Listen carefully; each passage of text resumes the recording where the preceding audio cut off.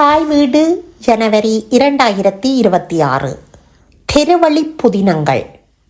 எழுதியவர் பஞ்சகல்யாணி. வாசிப்பவர் சோதிலிங்கம் சுபாஜினி.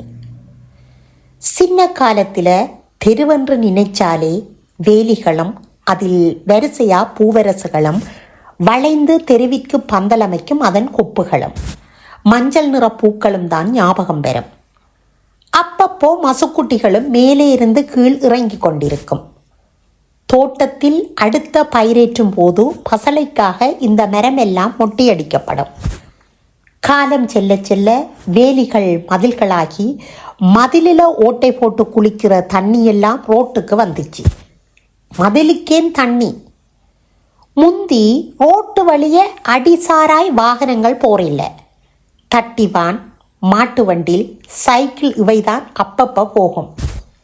சின்னப்படியில் சிட்டாக தெருவழிய ஓடி திரிவினான்.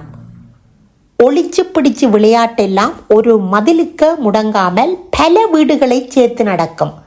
கண்டுபிடிக்கிறது பெரிய வேலைதான். எங்கட தெருவில் முந்தி வீட்டுக்கு ஒரு நாய் நிற்கல.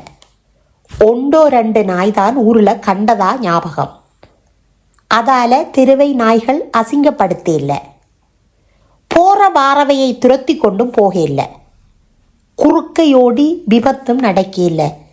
கடிநாய் கவனம் பலகையும் இல்லை. இப்ப மாதிரி வெள்ளம் தெருவழிய தேங்கி குளம் அமைக்கிறேல்ல. மழை விடைக்க வெள்ளமெல்லாம் அப்படியே குளத்தை நோக்கி ஓடி மறைஞ்சு போகும். தெருவின் இருகரையிலும் அலை அலையாய் மண் சேர்ந்திருக்கும். சிலர் அது தங்கட வீட்டு மண் என்று அள்ளி உள்ள போடுவினார். ஊரிலிருந்து வெளியால போக போக தெருக்காட்சிகள் வித்தியாசப்படும். சில ஊர்களில மக்கள் எப்பவுமே தெருக்கரையில தான் கூடியிருப்பினார். சம்பாசனைகள், கார்ட்ஸ் விளையாட்டு, குழந்தைகள் கக்கா இருக்கிறதெல்லாம் நடக்கும்.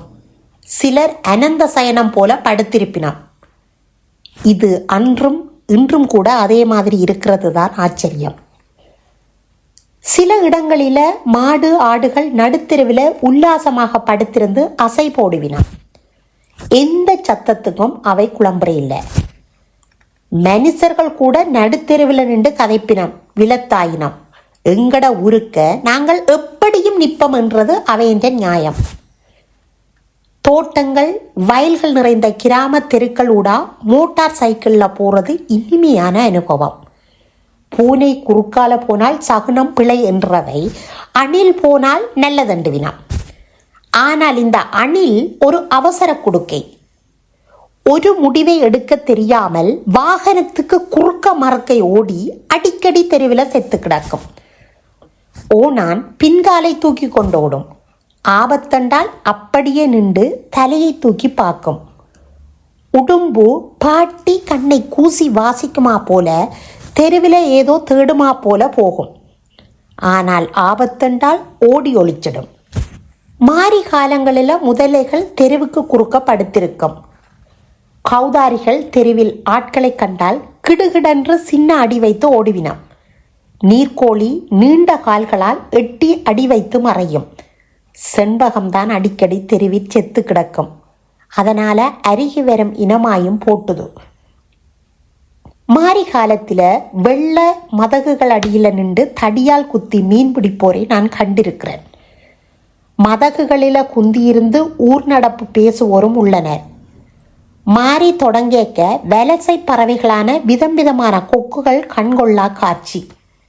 கரண்ட் கம்பிகளில் உல்லாசமாய் உட்கார்ந்திருக்கும் நீல பஞ்சுருட்டான், பச்சை பஞ்சுருட்டான், கரிக்குருவி, மீன்கொத்தி, பெனங்காடை, செம்பெருந்து, கரும்பெருந்து, முகவெள்ளை பெருந்து என்று பல பறவைகளை தரிசிக்கலாம். வயற்கரை தெருக்களெல்லாம் அறுவடை காலத்தில் பொன்னாய் மின்னும். மணிப்புறா, மாடப்புறா, காகம், நெற்குருவி, கோழியெல்லாம் தெருவிற்காயும் அந்த நெல்லை பகிர்ந்து கொள்வினாம். போக்குவரத்துக்கு இடைஞ்சலான அந்த நெற்கள் உயிர்களையும் குடித்துள்ளன. சில தெருக்களில் கொப்பரா கூட காயும். மண் கடத்திற்காரர்கள் போலீசாரை கண்டவுடன் மண்ணை தூவியபடி செல்ல தெருவெல்லாம் வெண்கம்பளம் விரித்து காணப்படும். அதில் வாகனம் ஓடுறது சிரமம். இந்த காலத்துல தெருக்கரையில் உள்ள மரங்கள் எல்லாம் மனிதர்களின் புண்ணியத்தில் பெம்பஸ் கட்டியுள்ளன. ஆனாலும் மண்ணிற நிறத்தில் தெனம்பூக்களும், மஞ்சள் நிறத்தில் ஆலம் விதைகளும், வாகைப்பூக்களும், ஊதா நிற நாவற் பழங்களும், சிவப்பு நிறத்தில் உதிர்ந்த புளியமிலைகளும் தெருவை அலங்கரிக்க கண்டுள்ளேன்.